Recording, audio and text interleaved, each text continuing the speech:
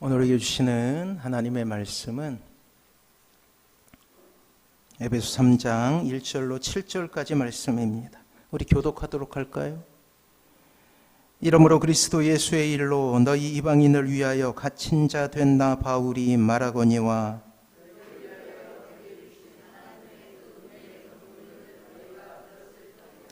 곧 계시로 내게 비밀을 알게 하신 것은 내가 먼저 간단히 기록함과 같으니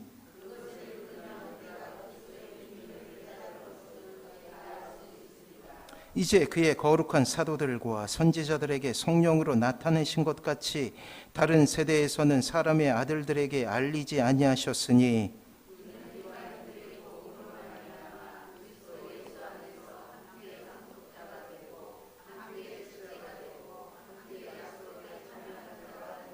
같이 읽습니다.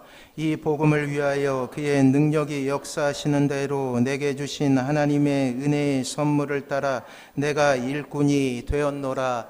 아멘. 옆에 분하고 인사합니다. 사랑하고 축복합니다. 사랑하고 축복합니다. 하나님의 나라를 이루소서 그 네 번째 시간이에요. 이제 회복이란 주제를 가지고 세 번에 걸쳐서 우리가 하나님의 말씀을 들었죠. 그렇다면 무엇을 회복해야 하는가 오늘부터 알아보도록 하겠습니다. 그 첫 번째는 은혜의 회복이에요. 신앙의 첫 시작은 자신에 대해 아는 것으로부터 시작되죠. 하나님 없는 자신이 얼마나 소망이 없는가를 깨닫게 되므로 신앙은 시작되는 거예요. 그래서 대부분의 경우에 있어서 모태신앙을 제외하고 대부분의 경우에 있어서 하나님을 만나게 되는 그때는 인생에 있어서 가장 어려움의 때, 고난의 때, 절망의 때 하나님을 만나게 되는 것입니다. 이렇게 시작된 신앙은 이제 신자 개인에게 있어서 하나님의 영광이라는 신자의 최종 목표를 향하게 되어 있는 거예요. 다른 말로, 쉬운 말로 표현하면 우리에게 꿈이 생긴다라는 거예요. 오늘 본문을 통해 우리는 고난 가운데 있으나 그것을 결코 슬퍼하지 않는 하나님의 일꾼이었던 사도 바울을 보게 됩니다. 혹독한 삶의 역경을 지나고 있었으나 그에게는 결코 고난 가운데 있는 사람들이 경험하게 되는 우울감이 없었어요. 오히려 자신을 채찍질하고 자신의 동료들에게 하나님을 더욱더 의지할 것을 그렇게 이야기하고 있습니다. 에베소서는 우리가 잘 아는 대로 일명 옥중서신이라는 별명을 가지고 있죠. 옥중에서 에베소 교회에 편지를 보낸 거예요.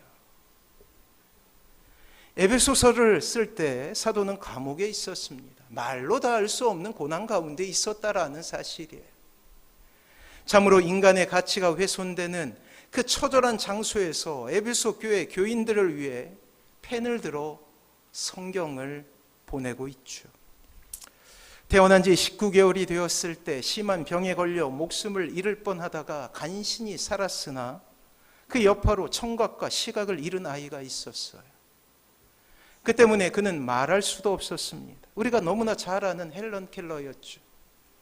다행히 앤 설리번이라는 좋은 선생님을 만나 그의 인생을 바꾸게 되는데 비장애인도 힘들다고 하는 하버드 대학을 졸업하게 되고 자신처럼 고통받는 장애인들을 위해 그리고 이 땅에 소외받는 사람들을 위해 살아가게 됩니다. 헬런 켈러는 이 땅에 소망을 잃은 이들을 위해 이렇게 이야기한 적이 있어요. 한번 들어보시기 바랍니다. 태양을 바라보고 사십시오. 정작 자신은 태양을 볼 수 없었죠. 그대의 그림자가 사라질 것입니다. 고개를 숙이지 말고 머리를 언제나 높이 드십시오. 세상을 똑바로 정면으로 바라보십시오. 나는 눈과 귀와 혀를 빼앗겼지만 내 영혼을 잃지 않았기에 그 모든 것을 가진 것이나 마찬가지입니다. 고통의 뒷맛이 없으면 진정한 쾌락은 거의 없습니다.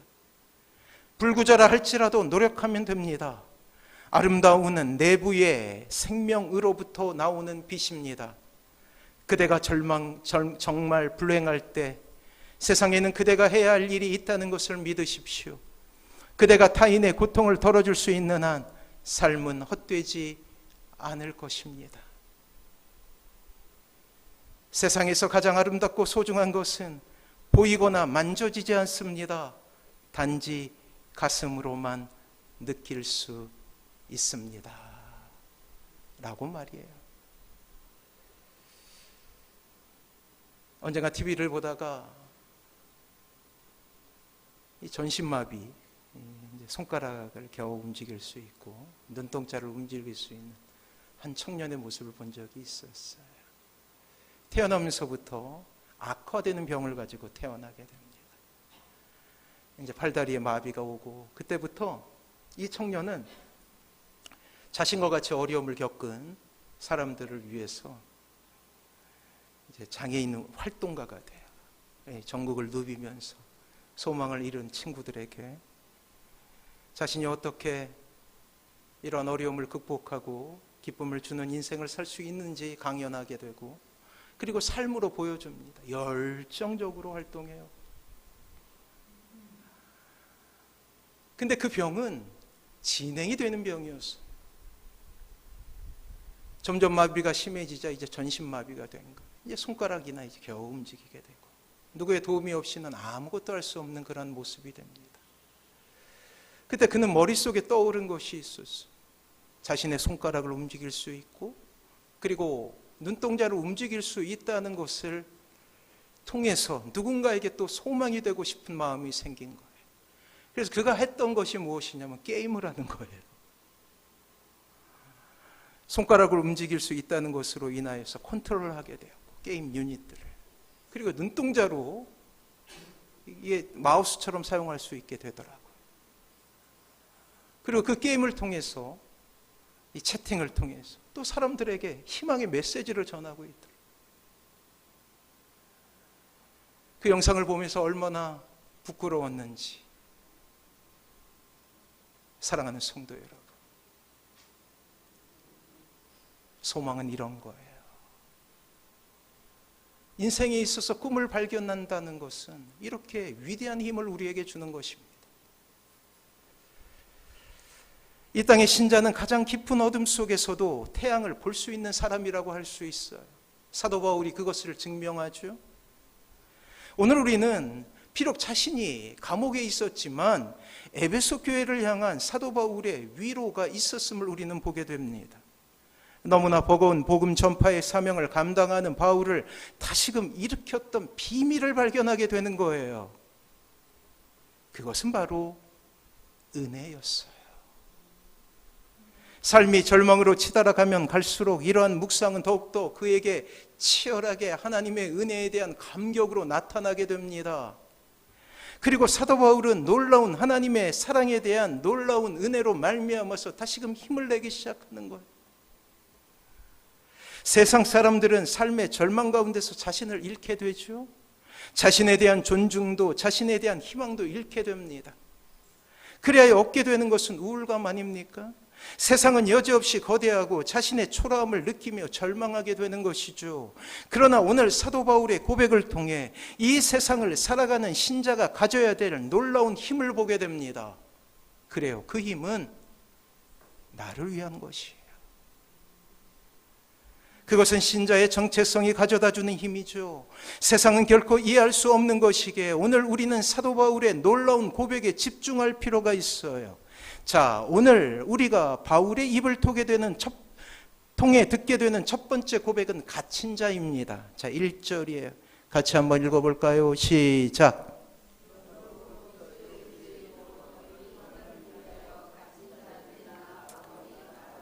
자, 1절을 통해 사도 바울은 감옥이라는 절박한 환경이 있었음을 보게 됩니다. 그가 사랑했던 에베소 교인들을 향하여 자신을 그리스도 예수의 일로 갇힌 자 된 바울이다라고 고백하고 있는 거예요. 그렇습니다. 죄인이라는 의미이죠. 이때는 AD 1세기 시대, 노예가 이 땅에 존재했던 로마 제국의 어느 한 감옥에 갇혀 있는 거예요. 오늘의 교도소와 오늘의 구치소와는 전혀 다른 곳이에요. 인간성이 말살되는 곳이었죠. 우리는 갇혔다라는 사도 바울의 고백을 통해서 사도가 처했을 만한 그러한 고난의 현장을 보게 됩니다. 우리가 잘 알듯이 사도 바울은 주님을 만난 후 놀라운 꿈이 생겨요. 땅끝까지 이르러 복음을 전하는 것이죠. 그렇게 우리가 잘 아는 대로 바울은 결코 편한 곳에 안주하지 않습니다. 1차 선교여행, 2차 선교여행, 3차 선교여행, 그리고 로마 여행을 통하여서 이 땅에 바울이 다녔던 그러한 로마 제국의 방방곡곡에는 교회가 세워지기 시작했어요. 멈추지 않는 직진하는 인생을 살아가게 됩니다. 이것을 사도 바울은 표대를 향하여 라고 표현하고 있는 거예요. 비록 그의 육신은 이제 감옥이라는 참혹한 곳에 갇혀 있지만 그의 영혼은 아직도 주님을 알지 못하는 로마 제국의 한 모퉁이를 달리고 있었다라는 사실이죠. 여전히 주님을 알지 못해 고통받는 이들에게 감옥에 갇혀 있으나 여전히 복음을 전하는 것을 상상하고 있었다고요. 그것이 기쁨이 됩니다. 그것이 행복이 됩니다. 사도 바울에게 갇힌 자라는 의미는 감옥에 갇혀 있다는 것 외에 다른 의미를 가지고 있기에 가능한 일이라는 거예요. 그것은 영적으로 그리스도의 구원의 은총에 사로잡힌 자라는 의미이기도 하다라는 것이죠. 내가 하나님의 은혜를 받았기에 이곳에 갇혀 있다라는 놀라운 고백을 할 수 있다라는 사실이에요. 때문에 사도는 한편으로는 그리스도를 위해 갇힌 자 된 것을 자랑스럽게 이야기할 수 있었죠. 죄를 지어서 감옥에 들어온 것이 아니라 주님의 일을 하다가 감옥에 들어왔음을 이야기하고 있으며 그것을 그리스도의 남은 고난을 채우는 일이라고 그렇게 고백할 수 있었다라는 사실이에요. 자신이 감옥에 갇히는 것을 마다하지 않는 인생으로 당당하게 사랑하는 동역자들에게 자신을 이야기하고 있었다라는 사실이죠. 여기서 중요한 것은 자신을 갇힌 자라고 강조하고 있는 그의 말이에요. 갇힌 자로서 바울은 에베소 교회에 편지를 쓰며 자신의 처지에 대해 원망의 이유를 삼지 않고 오히려 하나님의 은혜를 경험하는 과정으로 이야기하고 있다라는 사실이에요. 왜요? 에베소 교회에 있는 교인들도 1세기 혹독한 핍박을 견디고 있었기 때문이에요. 사랑하는 성도 여러분, 위대한 하나님의 사람의 자의식은 바로 이것입니다. 하나님을 위한 길에서 타협함이 있을 수 없어요. 오히려 고통받는 사명자의 삶을 선택하고 그 안에서 행복을 경험하게 되죠. 바울에게 있어서 감옥의 냉혹한 현실은 더 이상 부끄러운 것이 되지 않습니다. 왜냐하면 그의 고백대로 그는 그리스도의 비밀을 맡은 자요, 그 비밀을 전하며 많은 이방인들이 복음으로 말미암아 그리스도 예수 안에서 함께 후사가 되는 영광을 볼 수 있었기 때문이에요. 그렇게 사도는 이 모든 것을 은혜라는 말로 해석하고 있다라는 사실이에요. 세상에서 말하는 은혜는 너무나 큰 기쁨을 누릴 때 그것을 누군가에게 감사 표현하는 의미로 사용하게 되지요. 하지만 오늘 사도의 모습을 보며 그의 몸은 감옥에 갇혀 있어요. 자기 스스로도 갇힌 자라고 고백합니다. 죽음은 코앞에 다다랐고 음습한 감옥은 그 말 그대로 절망을 주기에 충분했죠. 그는 활동가였어요. 그래서 달려가며 혹은 이 도시 저 도시 떠돌아다니면서 주의 말씀을 전해야 충전되는 사람입니다. 하지만 여전히 그는 감옥에 갇혀 있었다라는 사실이에요. 하지만 고통 속에서 오히려 사도의 마음은 그리스도의 사랑으로 불타오르기 시작하죠. 사랑하는 성도 여러분, 은혜란 값없이 하나님께서 값없이 베푸시는 선물을 의미해요. 너무나 값이 비싸서 거저 주시는 선물. 이 은혜야말로 성도로 하여금 경건과 거룩한 사람으로 살게 하는 힘이 되는 것입니다. 반대로 말하면 은혜가 고갈되면 인생 가운데 결코 감사와 기쁨은 있을 수 없다라는 사실이에요. 그래서 회복의 첫 번째 이름은 은혜의 회복이라는 거예요. 은혜가 소실되면 경건과 거룩한 삶은 오히려 무거운 짐이 되어버리지 않습니까? 이루어야 될 사명은 희미해지고 현실의 고난만이 눈에 가득하게 됩니다. 때문에 오늘 우리에게 필요한 것은 감옥에 갇혔지만 하나님의 은혜에 사로잡혔다라는 사도 바울의 고백이 필요한 거예요. 사랑하는 성도 여러분, 우리 역시 갇힌 자 되지 않았습니까? 세상의 여러 가지 고통스러운 도전 속에 때로 우리는 좌절합니다. 그러나 우리가 만약 갇힌 자의 또 다른 의미로서 그리스도의 은혜에 사로잡힌 자라는 자기 정체성을 얻게 된다면 우리 역시 행복한 삶을 살 수 있게 되는 거예요.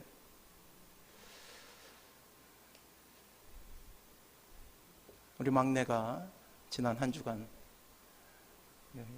그 용정중학교라는 곳에서 펼쳐진 인성 캠프라는 곳에 다녀왔어요. 화요일부터 토요일까지. 말이 인성 캠프지 뭐 여러 가지 어려운 일들이 많이 있죠. 뭐 기합도 받기도 하고. 만나자마자 물었습니다. 힘들지 않았니? 아빠 보고 싶지 않았니? 아무런 대답을 안 해요. 영혼이 없는.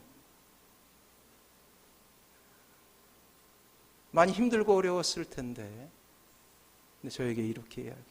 한 주 더 있고 싶다고. 몸은 힘들지 몰라도 마음이 채워지니 고난스럽더라도, 고통스럽더라도, 힘들더라도 또 하고 싶은 거예요.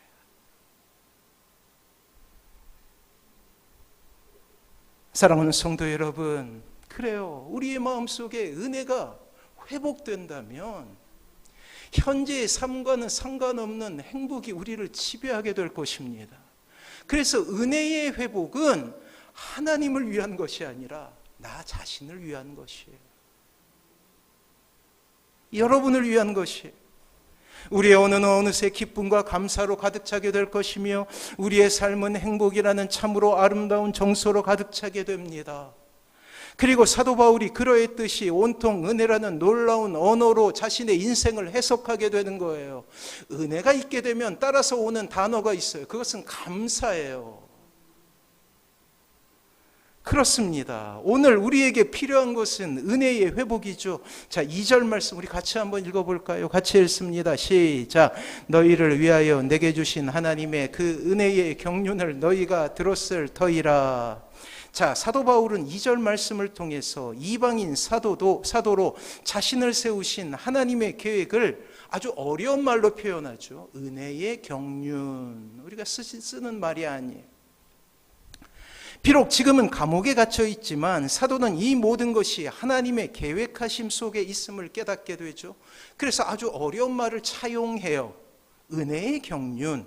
경륜이란 어떤 목적을 가지고 계획을 이루어간다라는 뜻을 가지고 있어요. 사도는 그러한 경륜 아래서 자신의 인생을 해석하기 시작해요. 비록 지금 내가 감옥에 있지만 이것이 끝이 아니라는 것을 이해하고 있었던 거예요. 지금 비록 내가 경제적인 어려움 가운데 있고 육신의 질병 가운데 있지만 이것이 끝이 아니라는 것을 이해하는 것, 그것을 자신은 은혜의 경륜이라고 표현하고 있다라는 것. 하나님은 인간의 구원이라는 거룩하신 뜻을 세우셨고 이방인들조차 그 구원의 계획에 포함시키십니다. 사랑하는 성도 여러분, 놀랍게도 우리의 모든 삶은 하나님의 은혜의 경륜 아래 있는 거예요. 거저 얻었다고 생각하지 마십시오. 지금 이스라엘 전쟁이 일어나고 있죠. 이 이스라엘과 이 한반도 무슨 관계가 있다고 하겠어요? 지금부터 120년 전에 이 땅에 선교사들이 처음 들어오게 됩니다. 그 선교사들이 처음 들어올 때 이 동방의 이 작은 나라는 그들에게 이 지도에 없었던 나라예요. 오다 보니 한반도에 도착하게 된 거. 그곳에 사람이 살았고 그곳에 복음을 전하게 되는 거예요. 이 K컬처가 전 세계를 지배하고 있지 않습니까? 그래서 아주 애니메이션 하나가 전 세계를 지배하고 있는데 이 독특하게 그것으로 인하여서 다시 재조명되는 그러한 한국의 문화가 있어요. 그게 뭔지 아세요? 갓. 이 전 세계 사람들이 이 갓을 보며, 옛날 사람이 썼던 이 모자 있잖아요. 갓을 보며 너무나 경이롭게 생각한다라는 거예요. 참으로 놀랍지 않습니까? 이 땅에 120년 전에 선교사들이 와서 이 땅에서 사람들의 갓을 보았겠죠. 참으로 이상하다고 여겼을 텐데 이제 120년 후에 전 세계 사람들이 그 갓을 보며 다시금 감격에 젖어서 위대한 한국의 문화라고 칭송을 하고 있다라는 사실. 그렇습니다. 이 모든 것이 무엇이에요? 경륜이라는 거예요. 거저 얻어진 것이 아니에요. 이 땅에 복음이 들어오기까지 거의 2000년이 걸렸어요.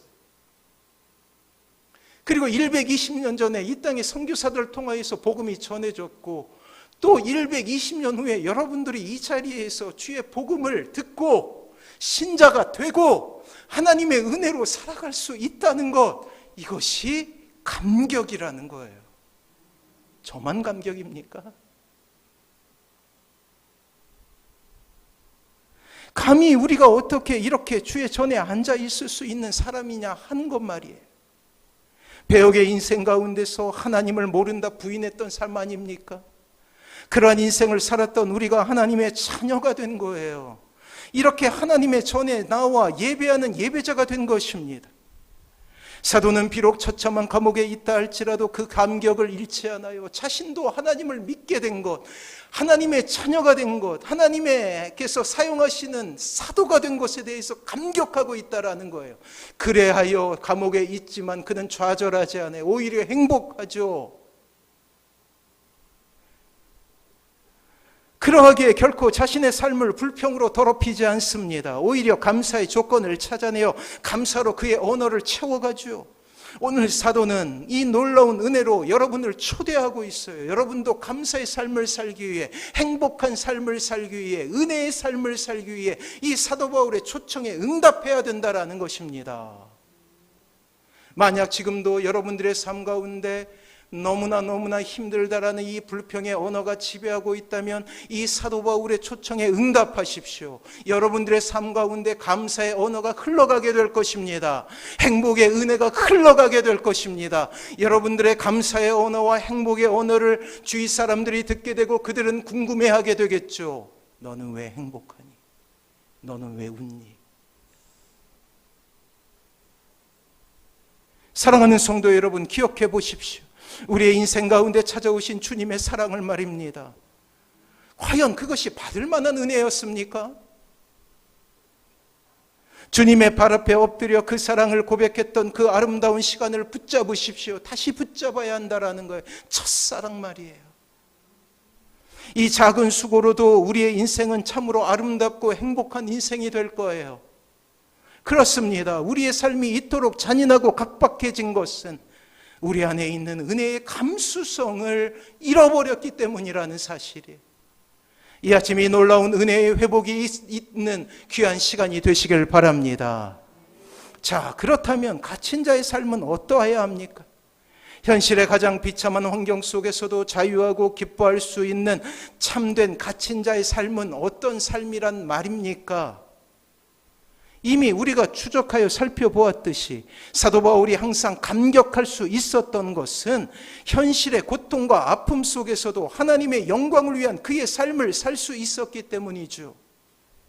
특히 에베소서의 감옥이라는 특수한 상황 속에서도 복음의 비밀을 간직할 수 있었고, 고난과 고통을 통해 이방인들이 하나님의 약속에 참여하는 그러한 모습을 목격하며 그는 감사할 수 있었던 거예요.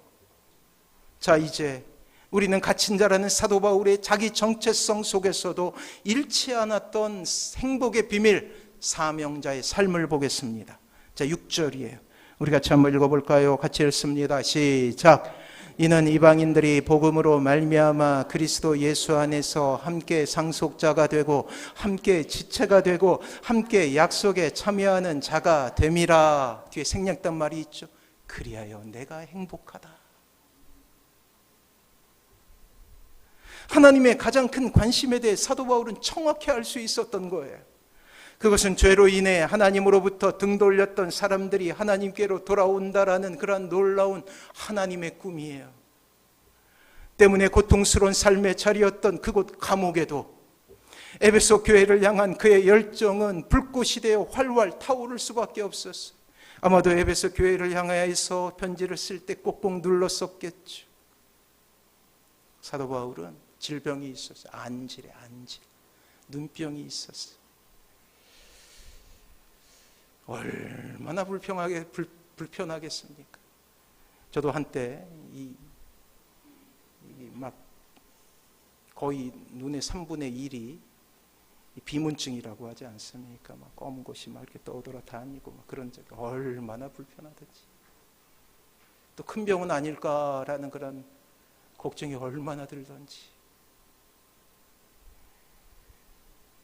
근데 그 어두운 방에서, 감옥 안에서 호롱불을 두고 편지를 쓸 때 사도 바울의 마음은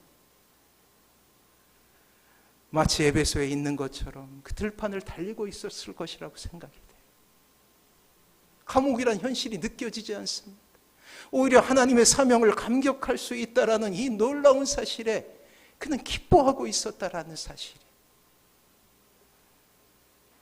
사랑하는 성도 여러분, 그래요. 그러하기에 그는 이렇게 고백해요. 8절 말씀입니다. 같이 한번 읽어봅니다. 시작. 모든 성도 중에 지극히 작은 자보다 더 작은 나에게 이 은혜를 주신 것은 측량할 수 없는 그리스도의 풍성함을 이방인에게 전하게 하시고, 생략된 말이 있죠. 그래서 나는 행복하다, 그래서 나는 기쁘다 라고 말이에요. 그렇습니다. 복음을 전하는 것 자체가 사도 바울에게는 기쁨이었죠.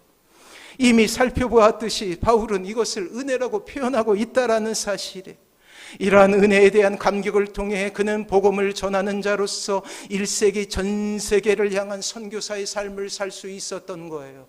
그래야 세 번에 한 번 그러한 태장을 맞고도 강의 위협, 순교의 위협, 죽음의 위협 가운데서도 그는 기뻐함으로 살아갈 수 있었던 거예요. 감옥에 갇혔지만 그는 자유로운 사람이 될 수 있었습니다. 사랑하는 성도 여러분, 그래요. 은혜의 회복은 하나님을 위한 것이 아니라 나를 위한 것이라는 거예요.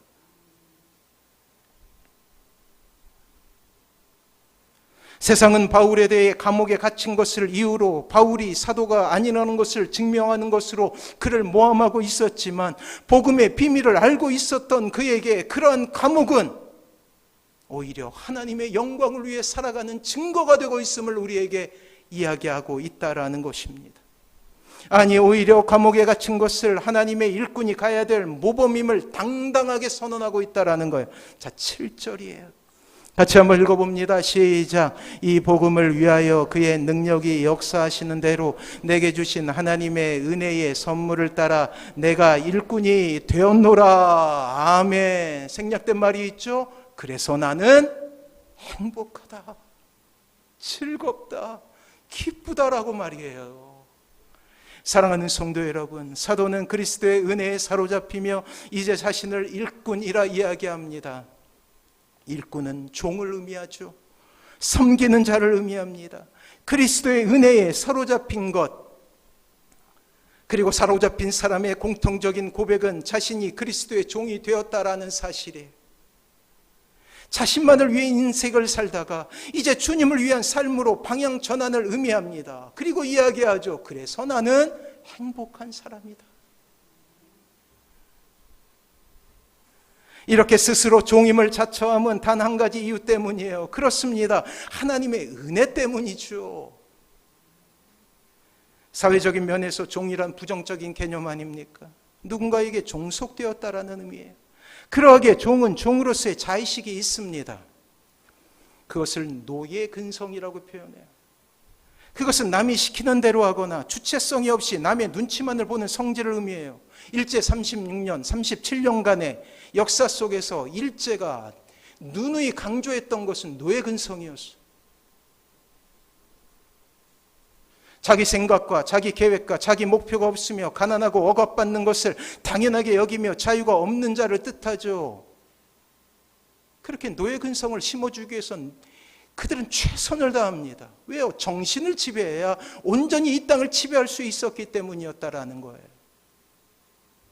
그러나 영적으로 종이라는 말은 전혀 다른 성격을 가지게 되죠.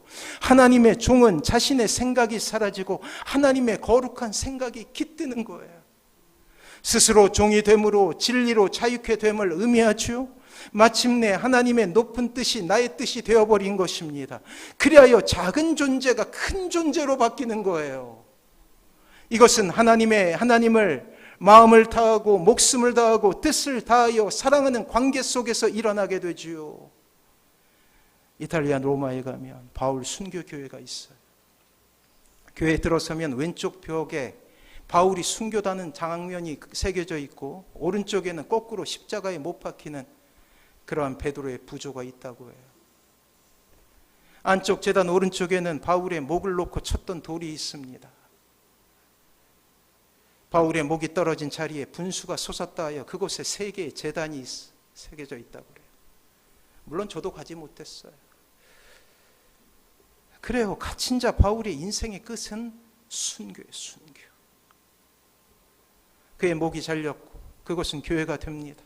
사람들의 환대와 인기와 영광은 그가 주님을 만나기 전에 삶을 대변하는 것이라면 이제 주님을 만난 뒤 그의 인생은 결국 고난과 환난과 순교였어요. 그의 삶 자체, 전체는 갇힌 자였던 것입니다. 그러나 기억하십시오. 늘 그러한 고난 가운데서도 웃음을 잃지 않았던 사도 바울 말. 아마도 사도 바울의 목을 치던 그 순간에도 사도 바울은 씩 웃고 있었을 거예요. 나 이제 내가 소망하는 그날로 간다. 그 나라로 간다. 라고 말이에요. 언젠가 우리 모두도 하나님의 부르심을 받을 그때가 있겠죠. 그때 우리도 한번 웃으면서 가보자고요.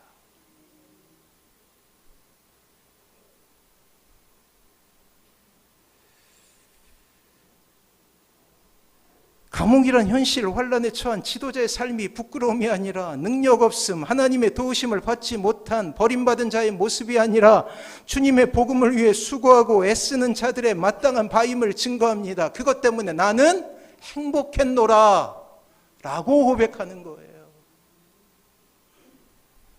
당시 사도 바울의 투옥으로 인하여 시험을 당한 성도들이 있었어요. 하나님의 영광을 위해 살았지만 결국 감옥인가? 라는 자조적인 물음을 하고 교회로부터 떠났던 사람들이 있었습니다. 혹시 자신도 이러한 고통 가운데 떨어지는 것은 아닌가라는 두려움에 빠진 신자들도 있었어. 이러한 이들의 염려에 대해 사도 바울은 영광이다 라고 표현하고 있어요. 13절 주보에 있습니다. 13절 에베소 3장 13절 같이 한번 읽어봅니다. 시작. 그러므로 너희에게 구하노니 너희를 위한 나의 여러 환난에 대하여 낙심하지 말라. 이는 너희의 영광이니라. 그래요. 뒤에 숨겨진 말이 있죠. 생략된 말이 있죠. 나는 그래서 행복했노라. 이제 말씀을 정리합니다. 이것이 바울의 확신이에요.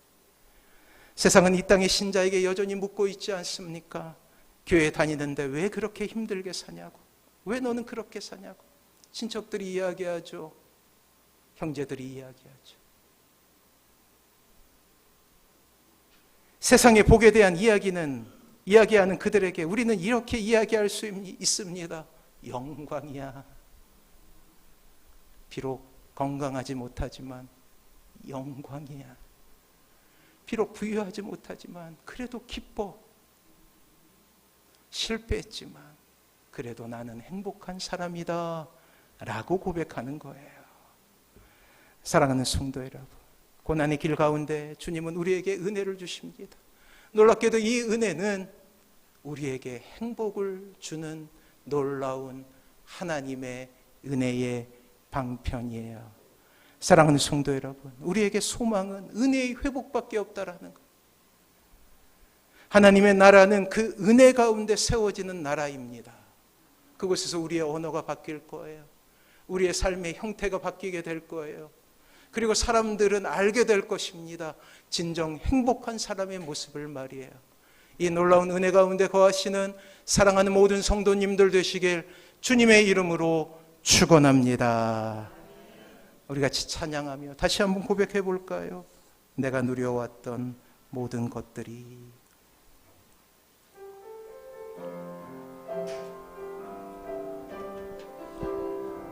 같이 고백하죠.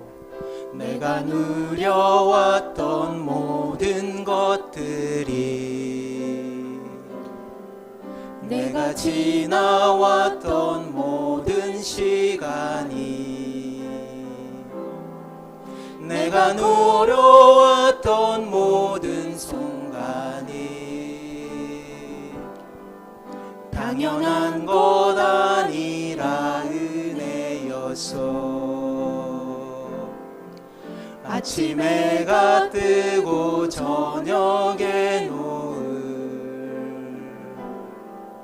밤의 꽃향기와 가을의 열매, 변하는 계절의 모든 순간이 당연한 것 아니라 은혜였어. 모든 것이 은혜,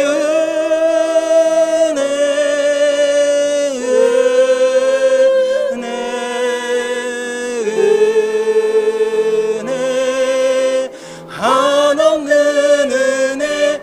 내 삶에 당연한 것 하나도 없었던 것을, 모든 것이 은혜였소. 내가 이 땅에 태어나, 내가 이 땅에 태어나 사는 것, 어린아이 시절과 지금까지 숨을 쉬며 살며 꿈을 꾸는 삶, 당연한 것 아니라 은혜였소. 내가 하나님의 자녀로 살며 오늘 찬양하고 예배하는 삶, 복음을 전할 수 있는 축복이 당연한 것 아니라 은혜였어. 모든 것이 은혜,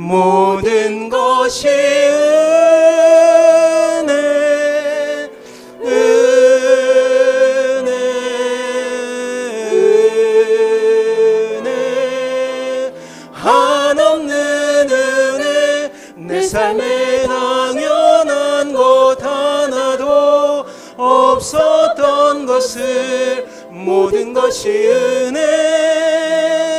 우리 손을 들고 모든 것이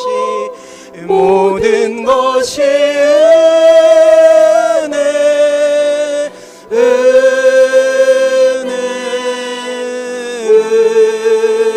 은혜, 한없는 은혜. 내 삶에 당연한 것 하나도 없었던 것을, 모든 것이 은혜였소. 사랑하는 성도, 이 시간 같이 기도하기를 소망합니다. 그래요, 모든 것이 하나님의 은혜입니다. 우리가 시 고백할 때 하나님 은혜를 회복하게 하여 주시옵소서.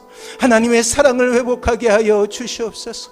전심으로 하나님만을 바라보는 인생이 될 수 있게 해달라고 우리 소리내어서 우리 주여 한번 부르고 같이 기도하도록 하겠습니다.